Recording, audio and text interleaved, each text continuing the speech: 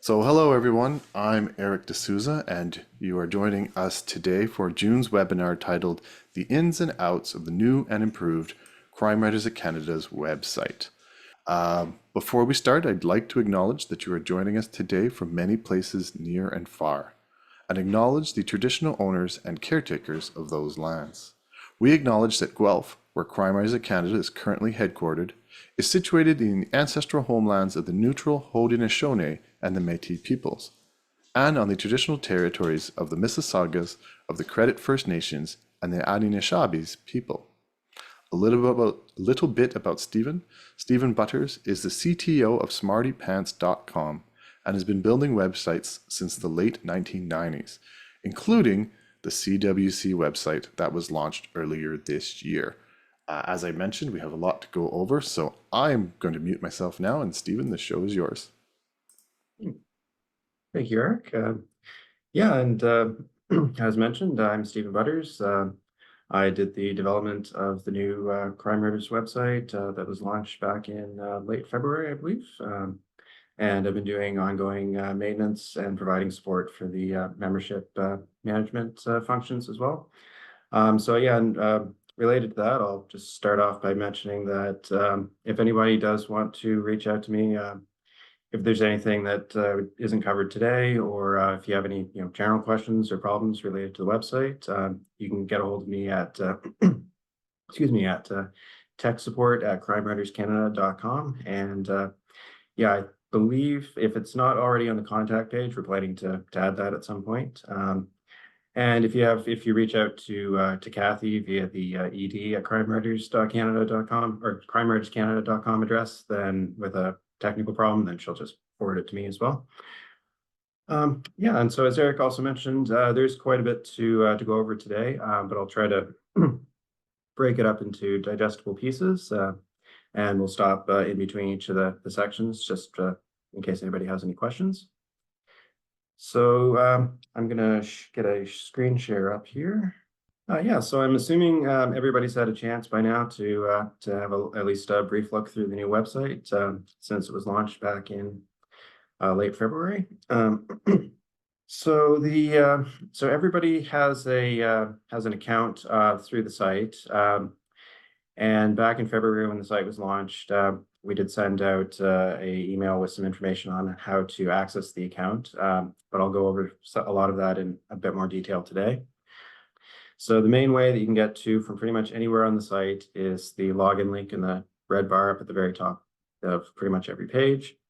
There's also, if you go to any pages that are members only and you're not logged in, you'll see a login button somewhere on the page. So that includes the home page of the members only section and the individual subpages. So regardless of which way you access it, once you click the login button or link, it'll take you to a login form here. I'm just going to log into my member account. And your username is your email address. And one of the things that was sent out when the new site launched was information on how to set your password. If you haven't done that or had any trouble with that, that's something I'll go over later tonight as well. But if you know your password, then you just enter that and log in. And after a few seconds, it should redirect you back to the same page that you were on previously. And once you're logged in, it'll show your name up at the top and a log out link. And a lot of the pages that have members only content, you'll see them differently depending on whether you're logged in or not. So because I'm logged in now, it shows the details of my membership, the region, and does give me access to a couple of other functions.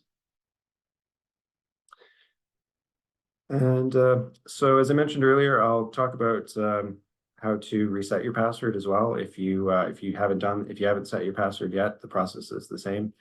Or it's the same whether you're setting your password for the first time or if you've forgotten your password and need to change it.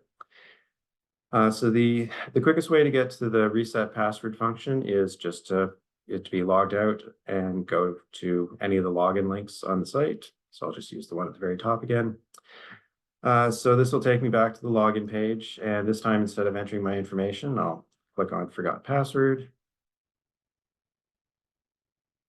And so then I enter my email address, and that is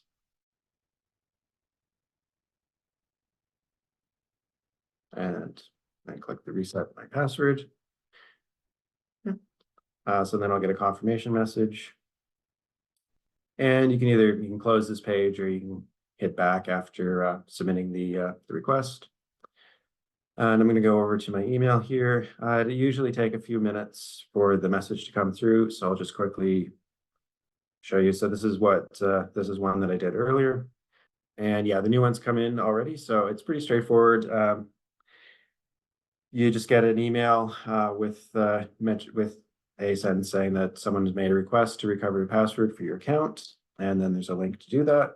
So if I click on that, it takes me to a page where I can enter a new password. And I'm just going to use the same password that I have saved before rather than retype it again. But if you were doing this in a real scenario, then you'd want to enter the new password. You want to enter an actual new password. And down below the new password fields, it does list password requirements. So the passwords needs to be 12 characters long or longer. They need to have a mix of upper and lowercase letters, at least one number, and at least one special character. And normally, if I was typing it in, it would show a check mark beside each one to tell you that your password met the requirements. Because I'm choosing it because I'm selecting it from save password, it might not be working. Okay, yeah, it worked anyway. So after you've done that, it'll give you a confirmation message saying that your password has been changed successfully and that you can log in again.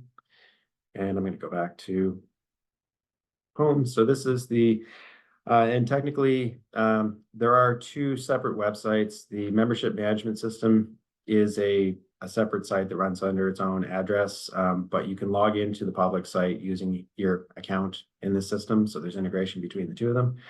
But if you're on the site and you're not seeing the navigation, there will be a home link, and that'll take you back to the main page.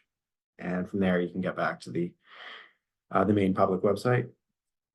So that is pretty much it for the password reset and the basic account access stuff. So the next thing, probably the main thing that you would want to log into your account for is for updating your profile, and that's for listing the profile as what's listed on the member directory page here. So I'll go into that.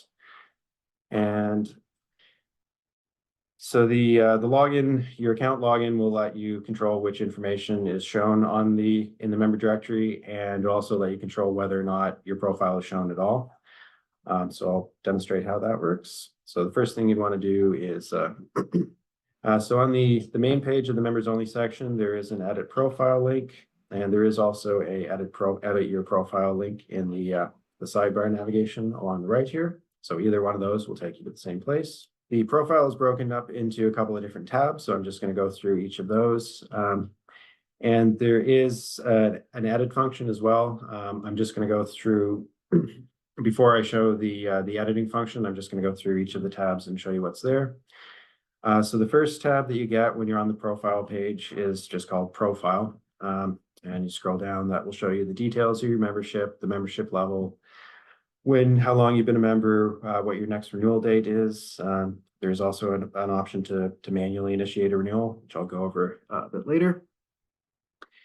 And one thing I'll mention is that these are the kind of the under the hood details. So these are people with administrative access at CWC have access to this, and you have access to this, but not all of this information is shown publicly. Some of the details aren't, things like your mailing address and any kind of phone number, email address, and other potentially sensitive information. But it just, so as you can scroll down, it'll show you all the information that's in your profile. So from this view, it'll show you everything, including stuff that isn't publicly visible. And so that touches on the next tab, which is the privacy tab. So that will show you what your current profile privacy setting is. Mine right now is to not show this profile to others. So as a result of that, my profile isn't listed at all in the member directory. And I'll show you how to edit that after. The next tab is email subscriptions. So that just shows your settings with what emails you receive from the system. And there are some that are mandatory. So things like password reset emails, you can't unsubscribe from those, and likely wouldn't be a good idea to be able to do that anyway. But you can control whether or not you receive things like automatic event announcements and mass emails from administrators. So things like newsletters and upcoming event announcements, things like that. The next tab here is member photo galleries. So you can add, in addition to, you can have a single profile picture. You can also add multiple photos organized into albums here, if you want. And the next tab is event registrations. So this will show a list of all the events that you've registered for, and it will show both upcoming and past events, along with a filter option, so you can set it to only show upcoming events. If we do at some point in the future end up having paid events, then if you registered for a paid event, you'd be able to also see a record of that here and download receipts. We'd have it so far though. And then there's the invoices and payment section. So this shows a list of the financial transactions in your account. So now I can go into invoices and payments, and it will list, so I've now I triggered a renewal. So now it's showing the pending renewal invoice. I can click on the name of the invoice and go in and view the details of it. And there is an option, since it's unpaid here, I can pay online, or I can void the invoice and cancel the renewal. Go back to the profile. And if there were payment records here, then I would be able to download receipts as well. So if you need receipts for taxes or things like that, that's where you can find them. And the last section here is donations. So there is a donate function on the site. If you had made a donation, or if you make a donation through this, then similar to invoices and payments, you'd have the records of it here and be able to download receipts and things like that. So I'm going to switch over to showing how to edit your profile. Okay, so and I'll go back to the just the main My Profile page. When you're in any of the tabs here, there is an Edit Profile button up near the top. So click on that, and that'll take me into the edit screen. And there's some different tabs. Not all of the tabs that I'd showed previously. Some of those only have they only have information that you view. There's nothing that you can edit, so not all of the same tabs are shown when you're in the edit view. This is the main screen when you're into editing profile. There's a couple of tabs up along the top. The main one is profile, and that's your main profile details, where you enter your contact information, things like that. There's a first name, last name fields. There's also a separate list name field. So that's if you want something other than your legal name to be the way that you're listed in the member directory. So if you write under a different name, for example, then you could put that here. And the rest of it's pretty straightforward, just text fields that you can click in and type in. There is a upload field to upload a photo as well. I'm just going to add a copy of the poster from tonight. If you do have a picture there already, there is also an option to remove or change it. And yeah, so if you make any changes and you want to save them, there's a save button down at the bottom. And this does tie into I'll go back into the edit profile screen. So the details here, so this tab is where you edit your information, and the next tab here, privacy, is where you control how it appears in the public member directory. So as I showed earlier, the main control here, or there is an option here that it shows controls whether your profile is visible at all. So you can turn that off entirely if you don't want to be listed in the member directory. But if you do, then you can click the Show Profile to Others option. And if you do have your profile visible, then down below that, there's settings for each of the different profile fields to control whether or not they're visible and who they're visible to. So there are a few that are special that I'll touch on first. If you see the lock icon between it, that means you can't change the settings for those. So those are the ones that are like the personally identifiable information that for privacy reasons can't be made publicly visible. And probably, and especially in the case of email address, it would probably not be a good idea to make it publicly visible because it would almost certainly result in getting spam from having that listed. But for all of the other details, there's 3 columns of settings here. Anybody, members, and no access. So they're pretty much self-explanatory, but just in case. So the anybody column, that means if you have that checked, that means anybody can view, anybody in the general public can view that information, whether they're a member or not. Members, if you have that selected, then it makes it visible only to other CWC members and only if they're logged into their account. And then no access, that hides it entirely from everybody except yourself. And this when you're viewing your own profile and from CWC administrators. And so if you make any changes to this, again, you just need to, once you're finished, you scroll down to the bottom and click save. And I'll just quickly show just a couple of examples. So say if you say you didn't want your organization name, you want it in your profile, but so part of the information that CBC has about you, but not shown anywhere in your public profile, then you can just click no access for that. And say you wanted your city town shown to anybody, click on that. So it's all, yeah, it's fairly straightforward. And again, if you decide that you want your profile completely hidden, you can just go in and uncheck the show profile to others. Before I do that, I will go over to the member directory and just show how that's reflected in the directory. Okay, and yeah, coincidentally, it's got my name sorted near the top. So you go into profile and you can see the change that we just made, adding that image is shown or is reflected here. And I'm going to go back in and okay, so I'm going to just, I've set it to not to completely hide it. I'm going to save that again. So now if I go back and open the member directory page again, you can see that my profile is no longer shown here. And yeah, so you've got pretty much full control over over whether or not your profile is listed and which pieces of information you want to show there. And that's pretty much it for the profile editing. So the next piece that we'll go over is renewing membership. So there's a couple different ways that can be done. Actually, I'll go back into my account just to show here.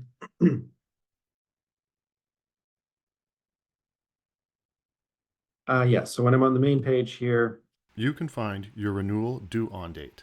shortly beforehand, the system will start sending, I believe it sends 3 separate automated reminders before the renewal date with links to go in and renew.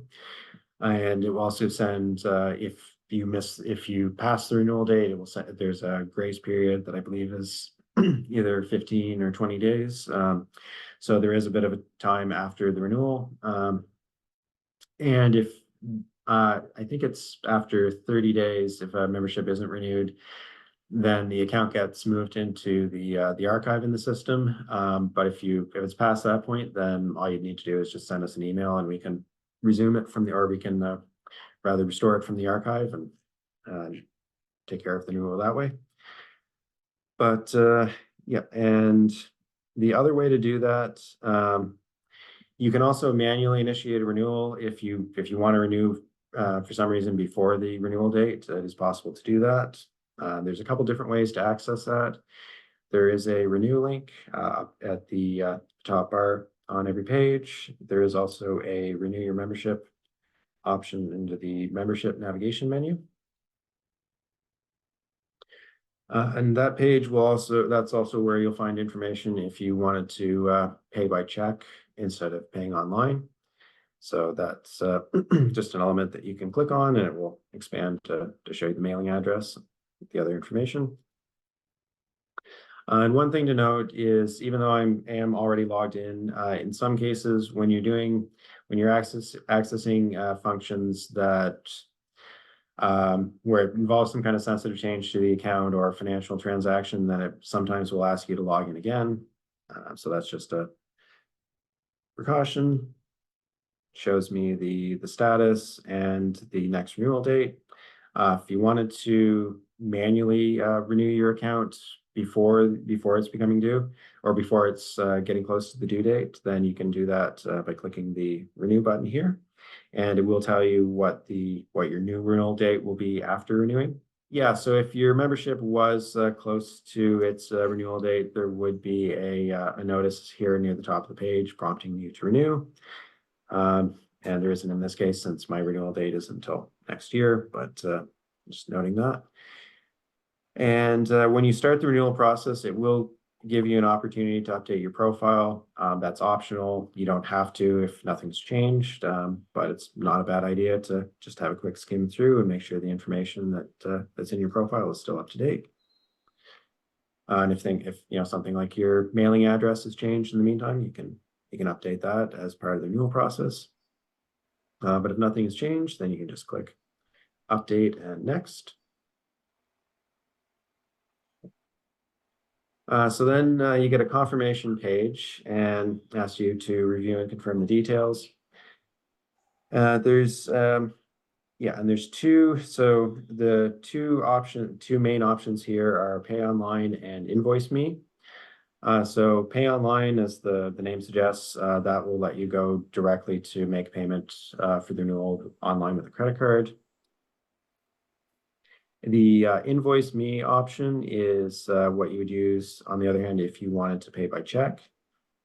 So I will do that because just to show how that works. And it is possible, if you do choose invoice me, it is still possible to use the online payment option afterwards. And the process of doing that is pretty much exactly the same as if you chose pay online in the first step. But I just wanted to show that how that works. So, and then we get I should have an email of my invoice with a link to view it online, so you don't have to. So you have multiple ways of getting to the invoice, and it will show you the invoice details and the status is pending renewal. So if I was actually paying offline by check, then when the check was received, someone at CWC would record it in the membership management system and process the membership renewal. Or if I was paying online, and if you choose invoice me and you change your mind afterwards, you can always go back in and click the pay invoice. So that will take you to the invoice details page, and then there's a pay online button. Click on that. So clicking pay online takes you to a checkout page where you'd fill in your address and credit card information, and it's pretty much the same if you've ever made an online purchase, so it should be familiar. One thing of note is if you're paying online, it will enable automated recurring payments by default, and there's some notes top here. So it's listing it as a recurring charge, and there's a note saying that the charges will be billed for your first every 1 year payment. Oh, excuse me. And then, yeah, that's worded a little oddly, but yeah, so basically you'll be billed when you make the payment, and then automatically starting on, in this case, it'll depend on your exact renewal date, but for me, it would be the 24th of April, 2026, and every 1 year thereafter. And if you decide that you don't want recurring, unfortunately, there isn't an option to not enable that when you're doing the payment step, but it's easy enough to turn off afterwards. So I'm just in my my account profile. Excuse me. My account profile page for the Canadian Freelance Guild. They do use the same system, so I can show that there. So this it would look pretty much exactly the same in the CWC profile. If I did have recurring payments enabled, then there would just be a button here to stop recurring payments.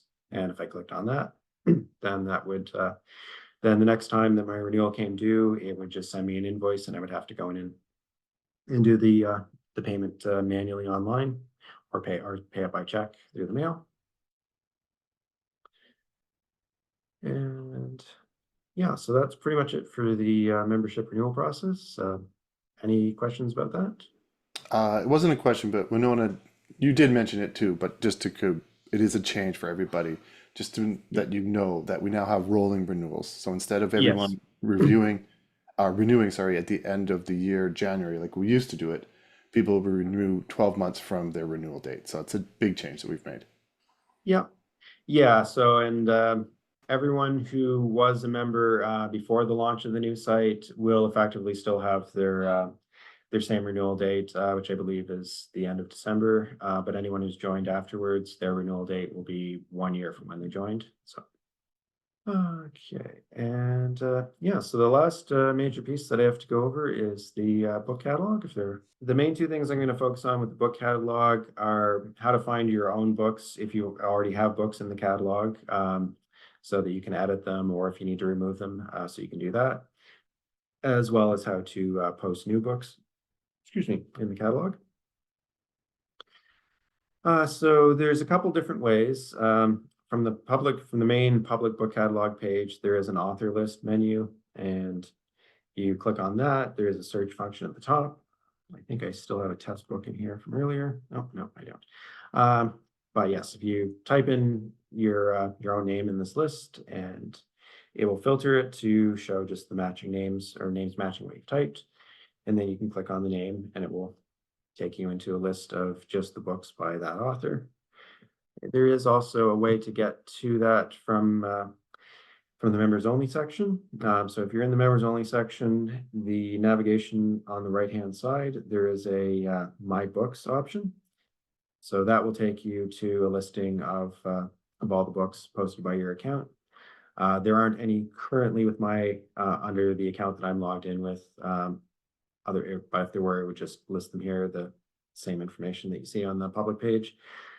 When you're viewing this page, if you do have any books posted on the site, then you would see them listed here. And if it's one that you posted, or this particular page will only show ones that have been posted by your account. And as long as you're logged in, you should see an edit this book link next to it, or button rather next to the title.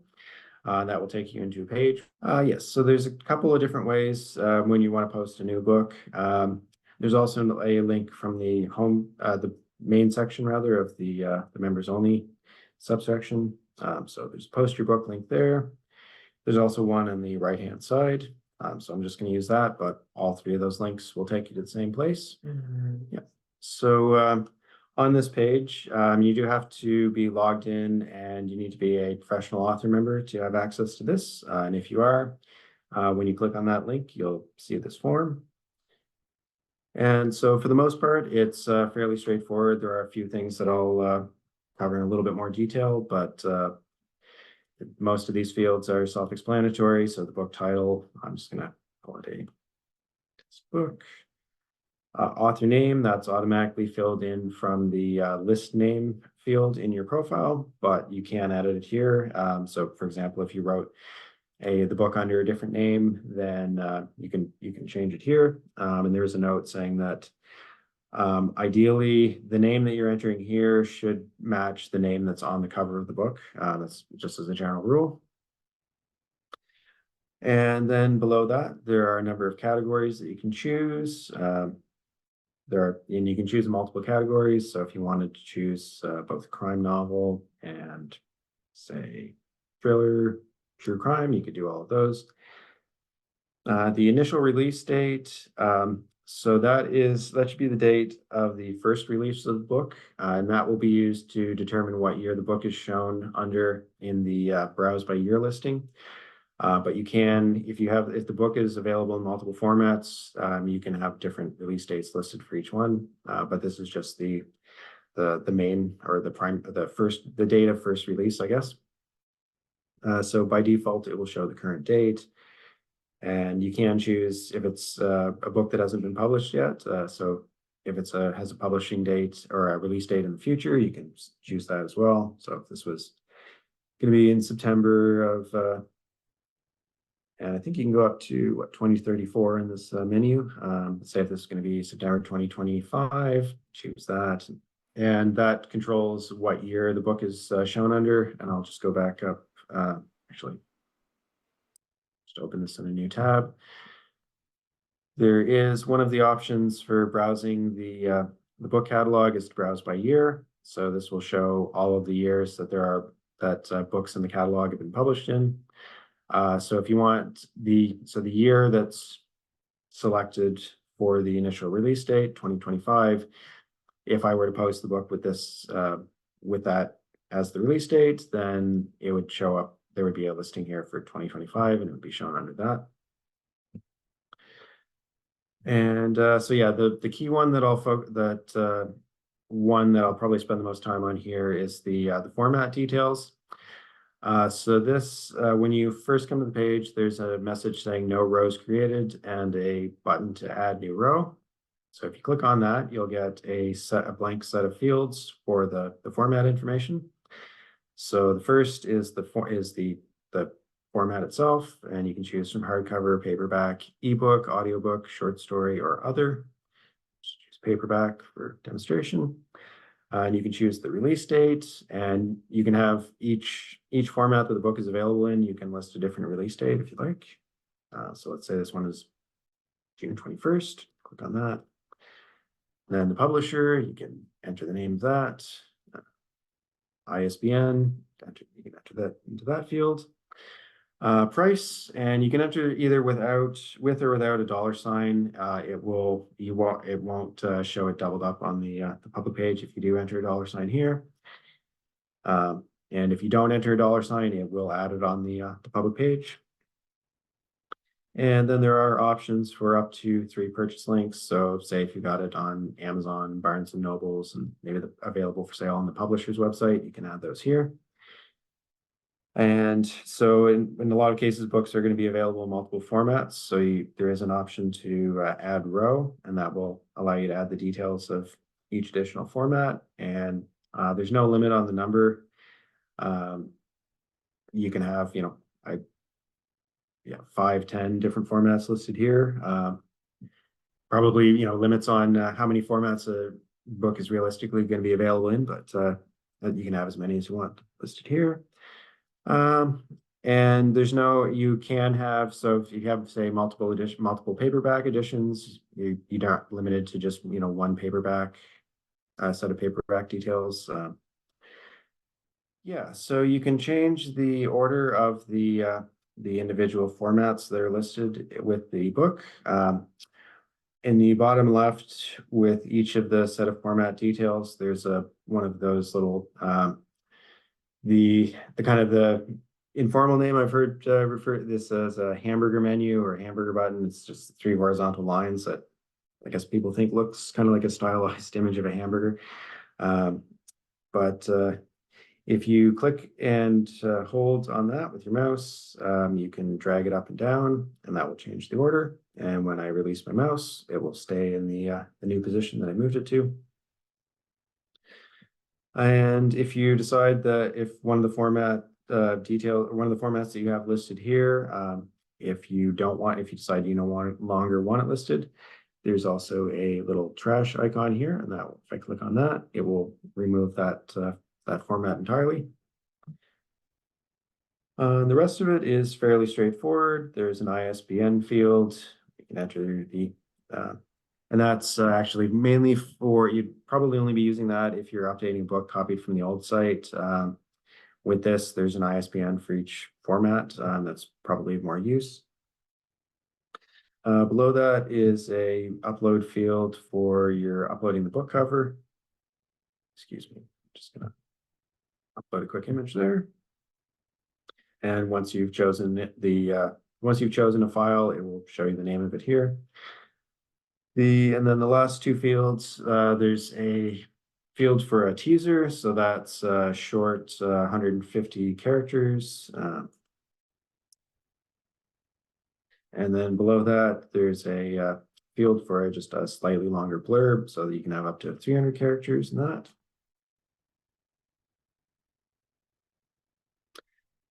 And after filling in the forms, usually a good idea to just have a quick skim over and click the post book button.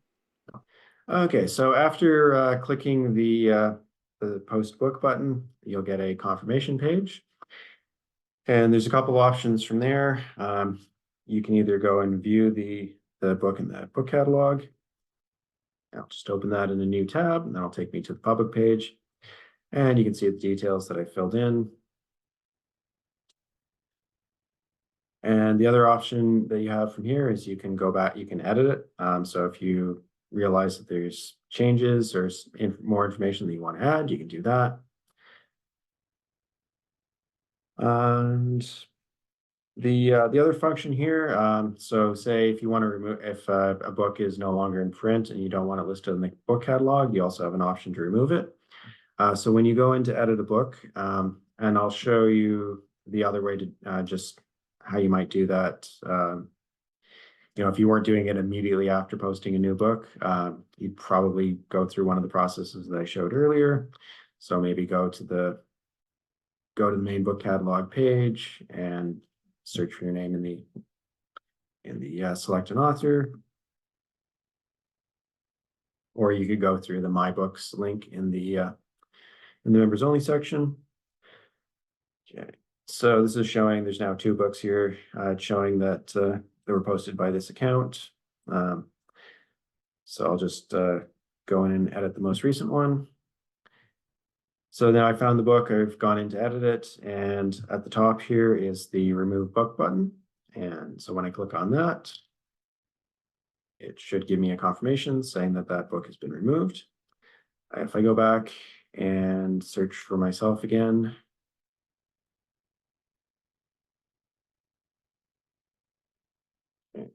so that book that I just removed is no longer shown here. And after doing that, it'll show a confirmation message. If I go back to this page and reload it, there should now be no books listed. And yeah, the last thing I'll mention with that is when you delete a book from here, it's not deleted completely. It can still be recovered from the back end of the site. We don't currently have a recycle bin function. Yeah, so we'll probably at some point we'll probably add a via the My Books link in the members section. We'll probably add just a separate listing of books that have been, or books that are hidden or books that have been removed. And if you decide that you want to relist one on the catalog later on, there'll be an option to go in and do that. That'll probably be added in the next month or so, I would say.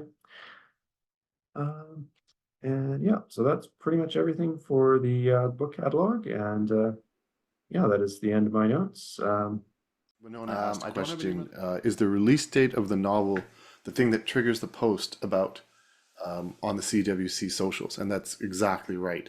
Whenever you put a post or put a new book in your catalog there, I get an email.